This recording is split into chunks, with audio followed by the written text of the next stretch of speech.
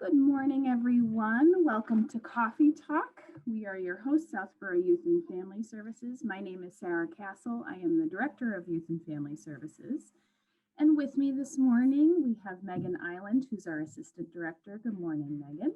Good morning. We have Shannon Knyman, who is our Program Coordinator. Good morning, Shannon. Good morning, Sarah. And we've got two guests today. Last week, I think it was just the three of us, right? And so this week we're coming back with two guests, which is such a treat. We have Don Gutro, who is the Program Director at Thom Child and Family Services. I had to make sure I pronounced Thom right. And then we also had Colleen Ciccarello, who is a family clinician at Thom Child and Family Services, and you all are both at the Marlboro location. That's right. Great. Good morning. So Thom provides early intervention services. So we're going to be talking with Don and Colleen about some of the services they provide, but we've welcomed the two of them on today to pick back up on our series of episodes that we've been doing on psychosocial development across the lifespan. So today we're talking about some of our littlest friends. So let's start today with our usual coffee talk toast. Good morning, everybody.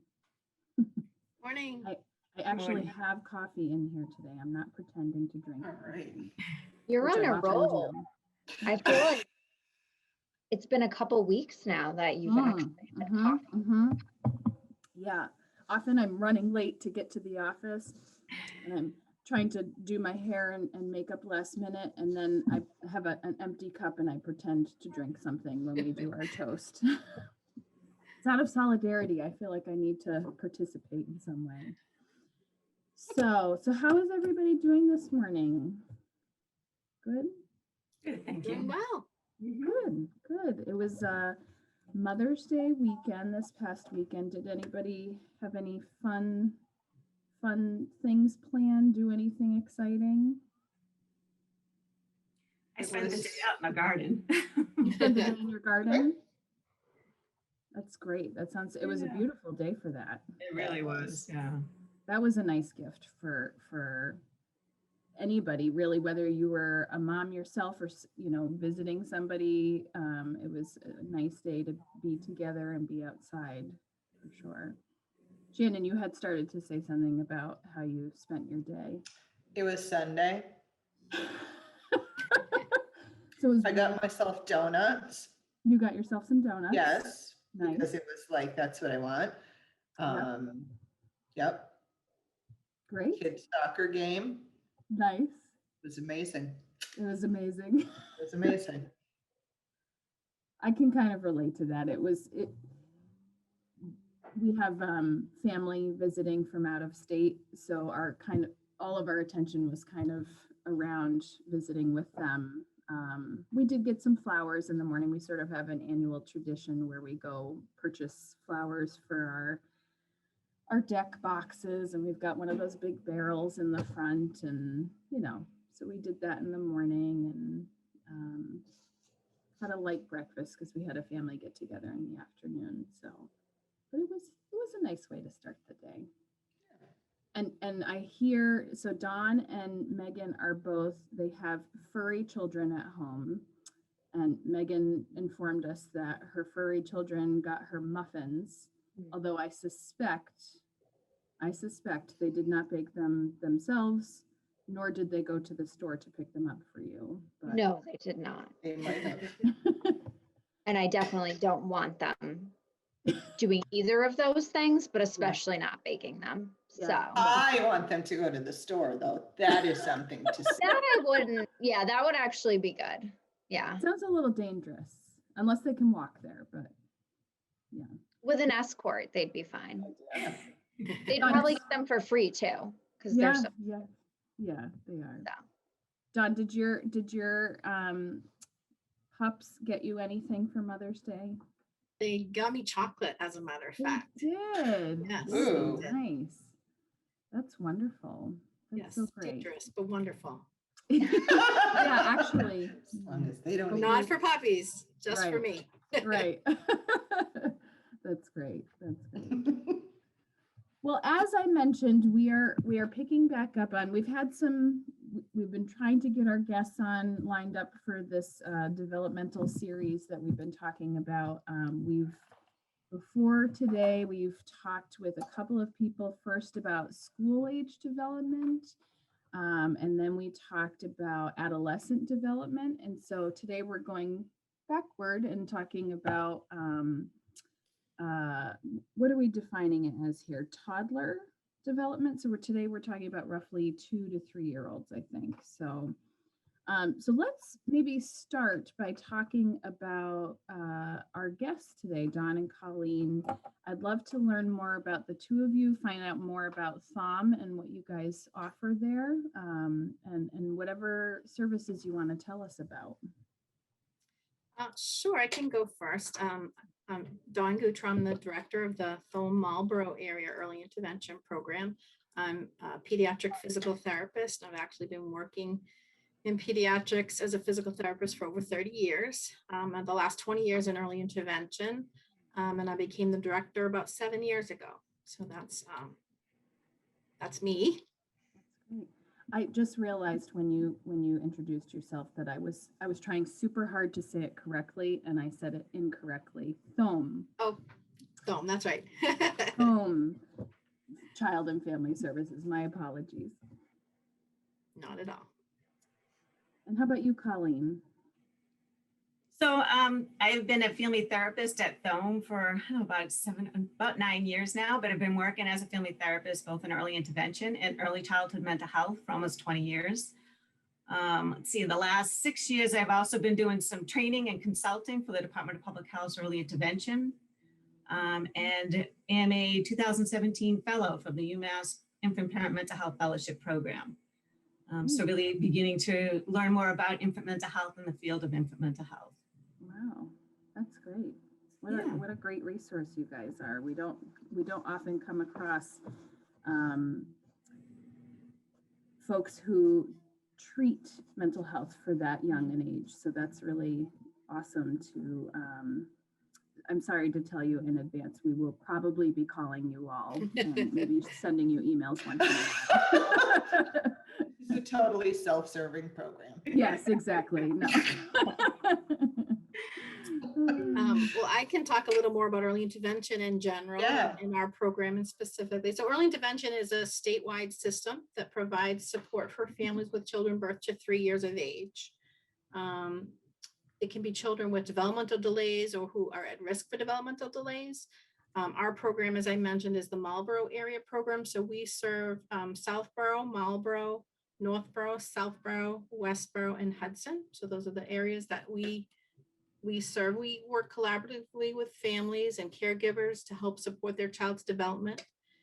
The staff we have is pretty varied. So as Colleen said, she's a family therapist. We have physical and occupational therapists. We have speech language pathologists, nurses, social workers, educators, and we have some special mental health counselors. We have a dietitian. So we have a variety of disciplines on staff. So depending on what a child and family's needs are, we can match the right clinician with the family. Anybody who has a child under the age of 3 can contact us themselves. They don't need to be referred from a physician, although pediatricians do refer families to us as well. The reasons that families call us are really varied. So a family might have concerns about their child's late developing skills, like late to talk or walk or crawl.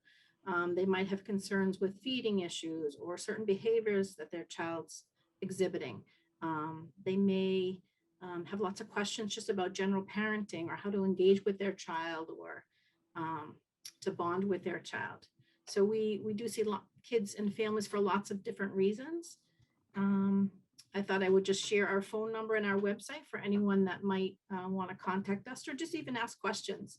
Our phone number is 508-624-0304. And our website is www.thomchild.org. So Awesome. I'll make sure that we put that in the comments too. Thank you. Yeah, Perfect. That's great. thank you.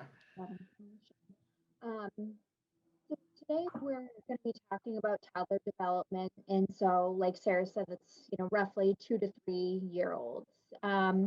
So over the series that we've been doing, we've been referring to Eric's stages of development, and so for this age group, he highlights autonomy versus shame and self-doubt in that for this stage. So what does that mean, and what kinds of things are part of psychosocial development for this age group? So yeah, great question, Megan. I can take this one if that's all right. So certainly thinking about this age of 2 to 3 years old and kind of this tumultuous time of their life, as we've been known to refer to it as, really thinking how it grows out of the previous stage of development of trust and mistrust, so that when a baby is beginning to trust their world around them and feel safe and the world is a predictable place, they're really starting to become much more interested in what happens in this world and wants to explore. And as they become more mobile with their new walking skills and talking skills, then they're able to move their bodies to go find out what's interesting to them, and what they're curious about, whether that's a toy or a person, right? They've been sitting for so long and wondering what's over there in that corner in that laundry basket. Now I can get up and move to that laundry basket and take it all apart and figure out what's in it, that I've been so curious about for so long. So kind of thinking that this is the age of curiosity and exploration. They're gaining more control over their bodies as well as their bodily functions. They're able to feed themselves now. So they're able to decide what they like and dislike, what tastes good, what doesn't taste good. And they're also beginning the process of understanding more about their internal sensations, what that feels like for them. They're becoming much more aware of that neurologically and kind of making some sense out of that, as well as how they're reacting to things externally. So it's a sort of an awakening for them at this period of their life. All this newness is coming into play, and they're trying to figure out, what does this feel like? How do I respond to it? And how do I get control over it? And how do I also control other things in my environment, including adults or caregivers? And what happens when I do this? I'm curious. I've been thinking about cause and effect in terms of objects. Now I'm thinking about cause and effect in terms of behavior and relations and interactions. And what happens when I do this with this person and during this time? I'm curious, not so sure. It's a learning stage for many little ones at this time. I love that we're covering this series because I think it highlights at so many different stages what is supposed to happen developmentally, and so many of us find different stages really frustrating, and I can picture, the phrase terrible twos just popped into my head, and how many people parents, and I can relate to this. I remember feeling so frustrated with that age group, just saying, I'm fighting with this 2-year-old constantly who keeps saying no to things or won't be compliant. But in fact, it's such a good reminder to us that that's wonderful that they're developing, they're exploring what they have control over and trying to figure out cause and effect. And I was also picturing my child emptying the pile of laundry that I had just folded, and how that's also frustrating. But again, they're trying to explore and navigate their world with this newfound independence. And how cool is that?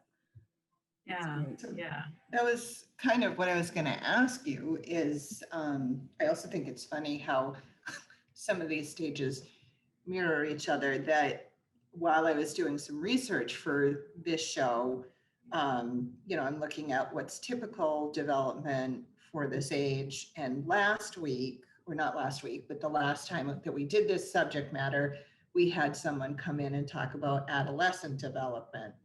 And we were talking about this idea that when you're parenting kind of in a bubble, and almost literally during a pandemic, we were parenting in a bubble, right? So we're not able to bounce ideas off each other, that parents are like, this behavior, like this is something's wrong with this kid, you know? And adolescents have these wicked mood swings, right? And some of it's developmental and all of this stuff. So toddlers, same thing, that these are the guys that have these massive temper tantrums, mood swings. And so what do you say to a parent who kind of like the adolescent parent who's like, something's wrong? Like what's typical? And then when is it a red flag? When is it like not so typical? Yeah, so great question, Shannon. Just thinking about, this notion of temper tantrums, right? We kind of are aware of what this brings to mind as the child that's kind of out of control with those emotional experiences and what's happening with that. So we think about, in the last 40 years about infant mental health research has shown us really tantrums are a way to communicate. And little ones are beginning to figure out, how do I communicate what I'm experiencing inside? I now have all these big emotions. I'm experiencing the world differently. It's very confusing for me. Some things overwhelm me. Some things, get me very excitable. And we're starting to learn how to experience these emotional world, right? And then what do we do with that? So as I'm experiencing this, I need to figure out, how do I regulate these big emotions, right? And then how do I communicate what I'm feeling, what I'm expressing? So just like the child who's learning to walk, it takes time and practice, right? It takes falling down to know where our balance is. So we know how far we have to step to kind of catch ourselves, or how, we kind of have to figure out, once we even get up and walking, well, now how do I walk on different terrain? It's emotional development is not unlike learning to walk. It takes lots of practice, lots of time. Sometimes we overshoot, we fall apart, and we have a meltdown. And then we learn by other people's reactions to that, like how much is too much, how much isn't enough. I didn't quite communicate this. And generally young toddlers, the new 2-year-olds use their bodies to communicate because that's what they have available to them. So often you'll see them flopping themselves down or throwing things as a way to begin this process of, I feel these big things, now what do I do about that? And really leaning on caregivers to support them through that. As you would with you holding your toddler with their new walker would, first holding their hands and helping to guide them and keep them safe as they're going through this, all the while encouraging them and helping them to learn about how to manage this new skill that they're trying to develop. I was just going to add, it's a balance, right, of how much you're helping and encourage them, but also keeping them safe and secure. There's always a balance, right? That reminds me again, so much of the conversation about adolescence, that, they want freedom, and yet you can't necessarily, So I'm wondering how unlike, that's probably, a theme that we're seeing throughout, is that, it's always a balance. You want to offer independence, and yet you need to provide structure and boundaries and expectations also. So very interesting. I hope I haven't offended any adolescents that are watching our show. We are not saying you are toddlers. Well, this is the age in which they begin as toddlers. How do I develop coping skills, really? How do I regulate myself? And so you had asked, Shannon, when to worry, right? That's a great question. When do we worry about this as parents? And thinking about what is the, intensity of it, right? If it becomes aggressive, if they're starting to hurt themselves or someone else or destroy property, that might be a time when a parent or a caregiver may want to call their pediatrician or early intervention to kind of see, what might this mean? How might I support my child? If in fact it happens without what we refer to as an antecedent or an identifiable trigger, if there, are, some of those identifiable triggers might be that they're too tired or too hungry. Similar to adults, when we're tired, we're more easily frustrated. It's harder for us to manage our emotions in the moment. So thinking about children as well, in that case, same category, if they're being told no, a lot of the time, sometimes they feel defeated. Getting back to that notion of autonomy, it's a time when they're learning about asserting themselves and independence, as well as lots of transitions, right? If they have a lot of transitionings happening in their life, sometimes that can be really frustrating for this age because they want to discover what's happening. They want to learn and find out what they're interested about.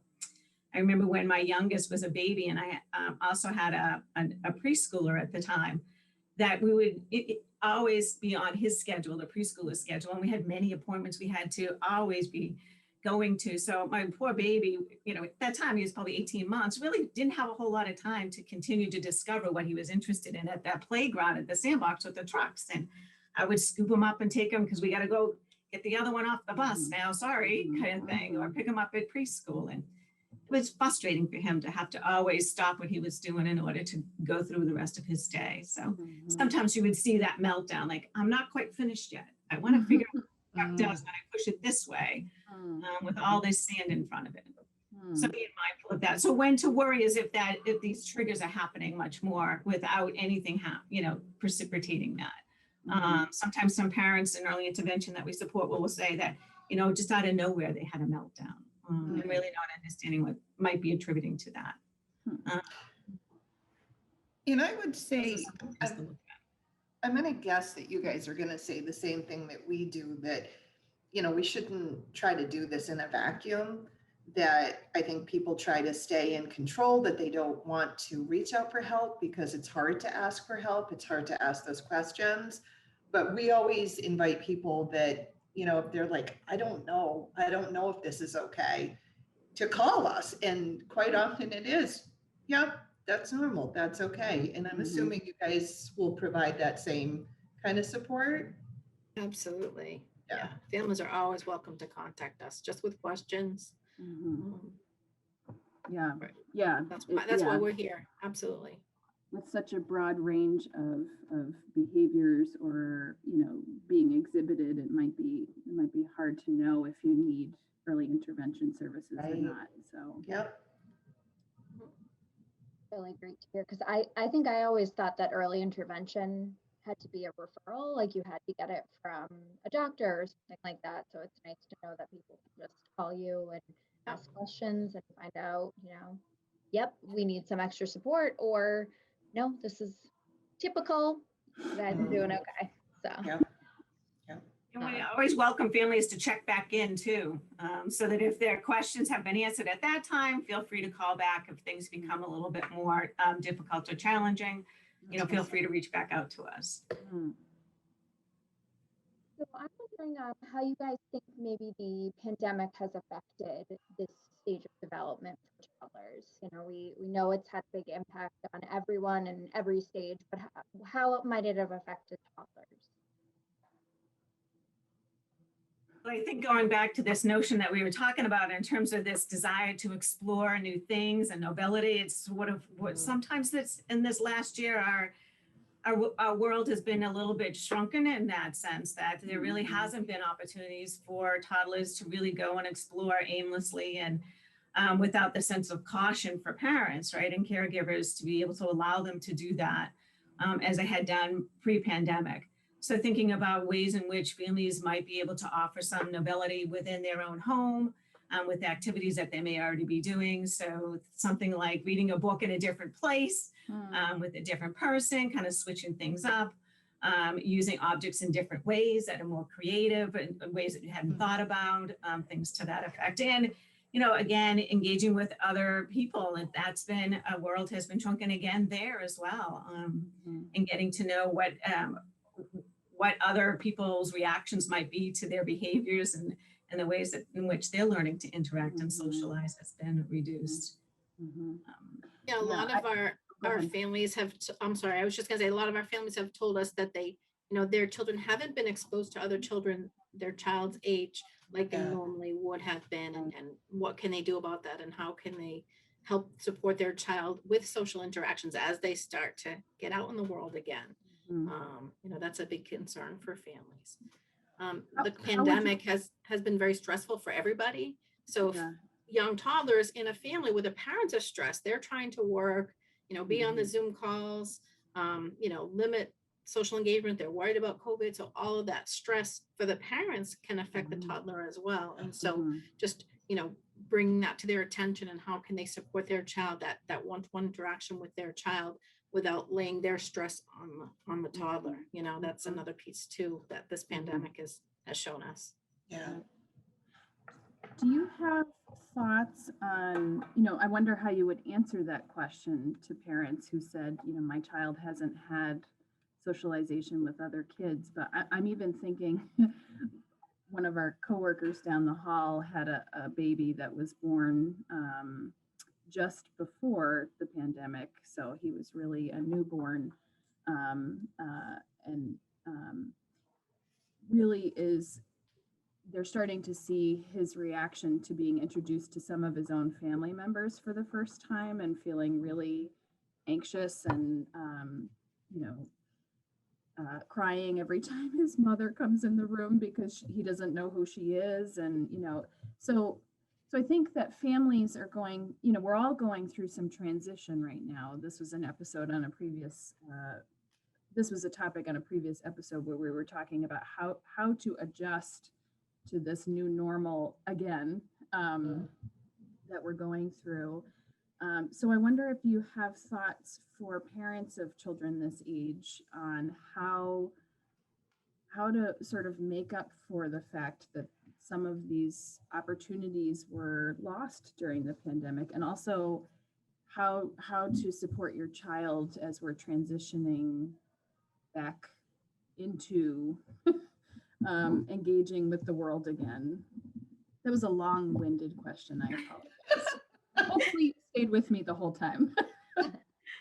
You know, I think like anything, Sarah, you know, the child's going to give them their cues. And when parents like kind of attend to those cues, what does this mean? If the baby's feeling a little apprehensive and a little anxious, is really to think about how do we then assure somebody who's anxious, you know, oh, you know, you see this, I know, I can see you're a little worried about this, aren't you?